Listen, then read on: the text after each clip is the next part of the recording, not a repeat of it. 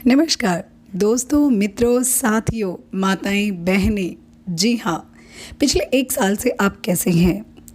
प्रधानमंत्री के अलावा आपका हाल शायद ही कोई जान पाए, क्योंकि भारत एक ऐसा देश है जिसे 2014 के बाद जिस महानुभाव बुद्धिमान व्यक्ति जो हर फील्ड की नॉलेज रखता है, लगभग हर फील्ड की, क्योंकि वो एक डॉक्टर की भांति भी हमें समझाते हैं कि कोरोना कैसे थाली बजाने से दूर भागता है, दिए जलाने से दूर भागता है। वो अलग बात है कि अब वो डबल होकर वापस आ रहा है। इसी तरह से अगर हम देखें, जहाँ कहीं भी चुनाव रैलियाँ होती हैं तो कोरोना सिर्फ और सिर्फ ऐसा लगता है कि प्रधानमंत्री से ही डरते हैं, उनके आसपास फटकते भी नहीं हैं। ये कोरोना जो भी है बीमारी है और वास्तव में ही बहुत ज़्यादा फैल चुकी है। शायद इस तरह का खौफ है, पता नहीं। जो भी है, प्रधानमंत्री जी काफ़ी अच्छे ढंग से इसे समझा सकते हैं। वो अलग बात है कि आज तक प्रधानमंत्री ने कोई भी ओपन कॉन्फ्रेंस अटेंड नहीं की है। शायद वो उनके लिए आसान प्रश्न होते होंगे, कठिन प्रश्नों के उत्तर देना वो पहले ज़रूरी समझते हैं।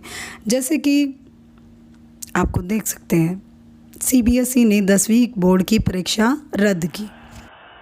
भारत माता की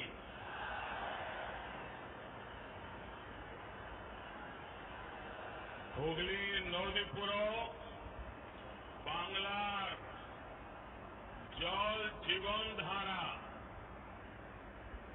এই দেবত্ব ভূমিতে এসে আমি বাবা তারকনাথ মহাপ্রভু জগন্নাথ দেবকে শত শত প্রণাম জানাই।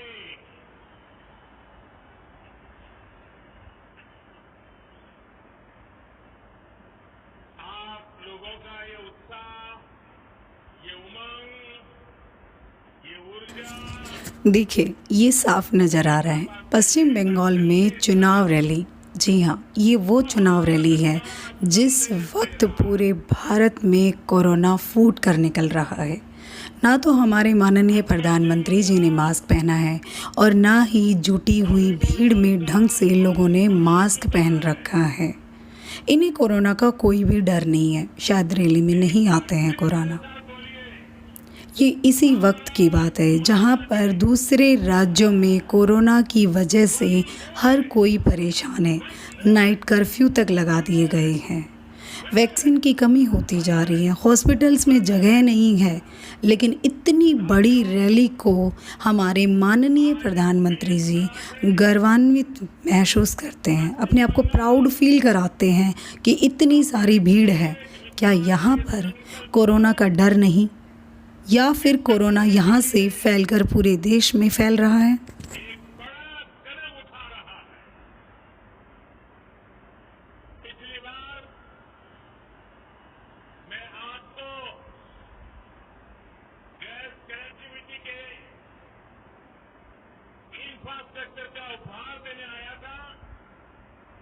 आज रेल और मेट्रो कनेक्टिविटी को मजबूत करने वाले महत्वपूर्ण काम शुरू हो रहे हैं। थोड़ी देर में देखिए जरा इस फ़ोटो को ध्यान से। इस फ़ोटो को देखने के बाद हमें बोलने का शायद कोई हक नहीं है, क्योंकि अगर हम बोलते हैं तो ये कानून सिर्फ़ और सिर्फ गरीब लोगों के लिए है जो मास्क नहीं पहनते। उन पर 2000 रुपये का चालान है। इस पिक्चर में देखकर क्या आपको लगता है कि इन पर भी चालान जैसी कोई कार्रवाई की जाएगी? बहुत बड़ा सवाल है अपने आप में, अगर कोई जवाब देने वाला हो तो। मास्क ना पहनने वालों पर 2000 रुपए का जुर्माना लगाना अब शुरू हो जाएगा। बिना मास्क बाहर निकलने वाले लोगों पर अभी तक 500 रुपए का जुर्माना लगाया जा रहा था, लेकिन अब इस जुर्माने को बढ़ा दिया गया है, पेनल्टी को बढ़ा दिया गया है। इसकी रकम बढ़ाकर 2000 रुपए कर दी गई है। यानी अगर अब दिल्ली में कोई बिना मास्क पहने या मास्क को प्रॉपरली ना पहने पाया जाता है तो 2000 रुपए का जुर्माना देने के लिए आप तैयार हो जाइए। अगर आपको लगता है अपने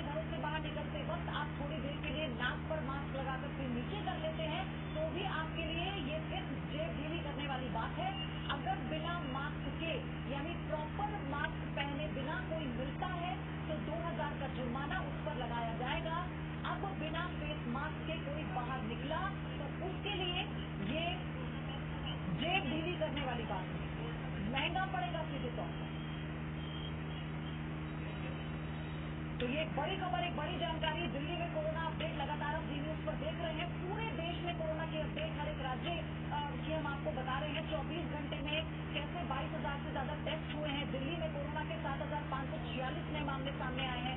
2 दिन पहले 24 घंटे का रिकॉर्ड तोड़ा था जब दिल्ली में 103 मौतें हुई थी। उसके बाद 94 मौतें हुई 24 घंटे में। तो इसीलिए ये सावधान करने वाला आंकड़ा है।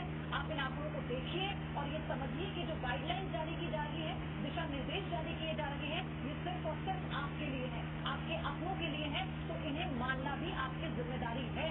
क्यों बार बार प्रशासन को और सरकार को बाहर आकर सड़कों पर उतरकर सख्ती दिखाकर कानून को, गाइडलाइंस का पालन करवाना पड़ रहा है? तो आपको समझना होगा, ये आपकी जिंदगी है, आपका परिवार है, आपकी इस कोरोना काल में क्या सबसे दौर ज़्यादा आ गया प्रभावित है? हुए हैं तो वो हुए हैं एजुकेशनल क्या समय आ गया इंस्टीट्यूशंस, टीचर्स, जी हाँ, पढ़ाई का हाल प्राइवेट देखो टीचर्स, जरा। यूथ, जो कि टीचर्स को एजुकेशन छुप को छुप के लेकर पढ़ाना पड़ रहा काफ़ी है। चिंतित हैं।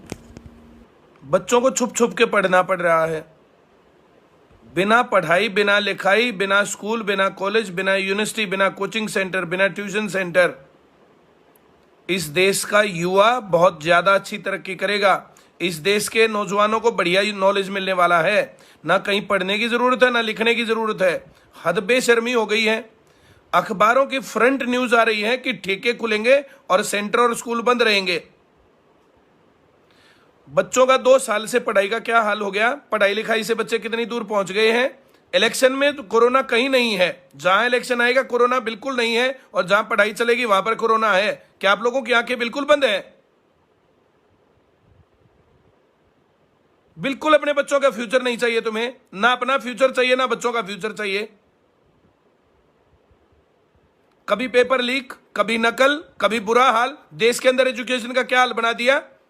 नई शिक्षा नीति, भला वाह वाह, बहुत ज्यादा बढ़िया। अरे बहुत ज्यादा बढ़िया। सीधा 12वीं क्लास में जाके बोर्ड के पेपर होंगे। 8वीं का भी खत्म, 10वीं का भी खत्म, कहीं पेपर नहीं। नो डिटेंशन पॉलिसी, कोई फेल नहीं होगा, कोई पढ़ेगा नहीं। हद मचा दी देश के अंदर एजुकेशन की। कब तक ना बोले।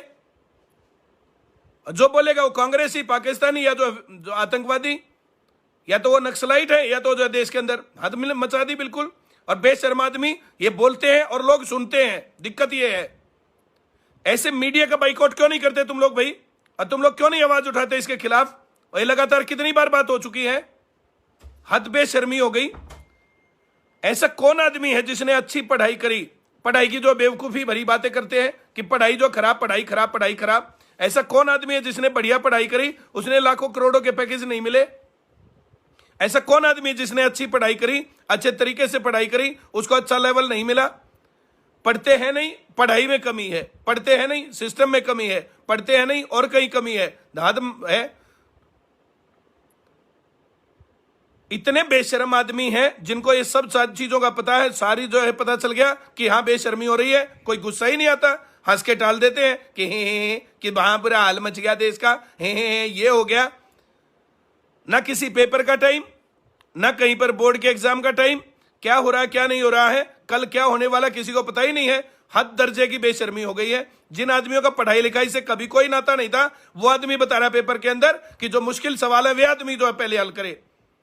हम लोग पागल हैं, हम मूर्ख हैं। दुनिया को हमने टॉप करवा दिया, दुनिया को हमने नौकरी लगवा दी। हम लोग लगातार क्या बोलते हैं कि जो सवाल आते हैं पहले वे करो। हद बेशर्मी की बातें आ गई है।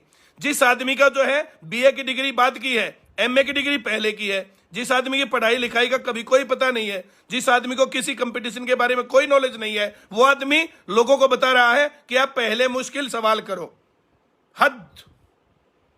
कितना सहे यार, और कब तक सहे, और कब तक भुगते? कितने लोगों का फ्यूचर बर्बाद होते देखें। आत्मा रोती है, बहुत ज्यादा आत्मा रोती है। और अगर ऐसे ही चलेगा ना तो नहीं बदलने वाला सिस्टम। भला देश 2020 तक विश्व गुरु बन जाएगा? कैसे बन जाएगा विश्व गुरु देश 2020 तक? किस प्रकार से चल जाएगा काम? हम सेंटर खोलेंगे और जो बच्चे पढ़ना चाहते हुए पढ़ेंगे।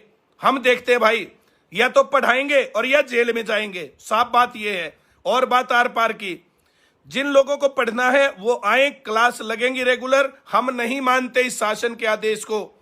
आप हमारे ऊपर कार्रवाई करें और हमें जेल में डाल दें, हम जेल के अंदर जाने को तैयार हैं। उन आदमियों का नाम इतिहास में लिखा गया है जिन्होंने एजुकेशन के लिए काम किया है, और आज आमने सामने आकर के लड़ने की जरूरत है। और मैं परिमल कुमार तैयार हूं इस काम के ऊपर। आईसीएस कोचिंग सेंटर और आईसीएस कोचिंग सेंटर की सभी ब्रांचेस लगातार चलेंगी, ये नहीं बंद होंगी। और जिसमें के माई के लाल में दम है ना, वो मुझे अरेस्ट करे, वो जेल के अंदर डाले। और भाई बच्चों, तुम लोगों को मेरा साथ देना या नहीं देना है, मैं बिल्कुल तैयार हूं बार पार की लड़ाई के लिए।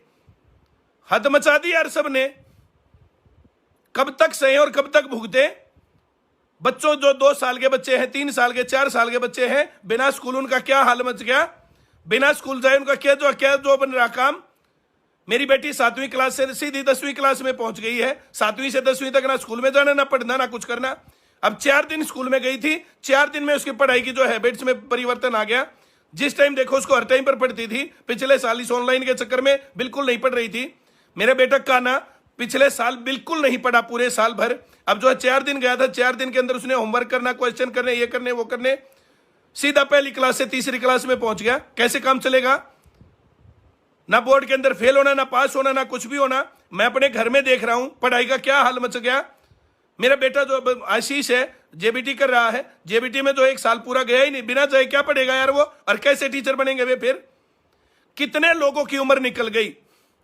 हैशटैग चलाया एयरफोर्स को जो है जो चांस मिलना चाहिए, हैशटैग चला गया कि एयरफोर्स वालों को जो है उम्र में 1 साल का जो छूट मिलनी चाहिए। लेकिन क्या असर पड़ा?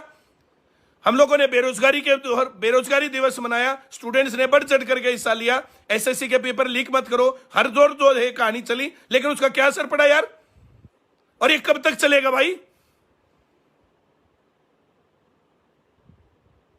कल से सेंटर लगातार चलेंगे, और जिस माई के लाल में दम होना आ जाए और मुझे अरेस्ट कर ले जाए भाई, मैं नहीं मानने वाला हूं। और अब की बार हम बंद नहीं करेंगे। बच्चों, तुम्हें अगर अपना करियर बनाना है, देखो या तो तुम्हें लड़के पढ़ना पड़ेगा और या अपने घर बैठो डर के, हमें कोई दिक्कत नहीं है। सबको शिक्षा, सबको काम, वरना होगी नींद हराम।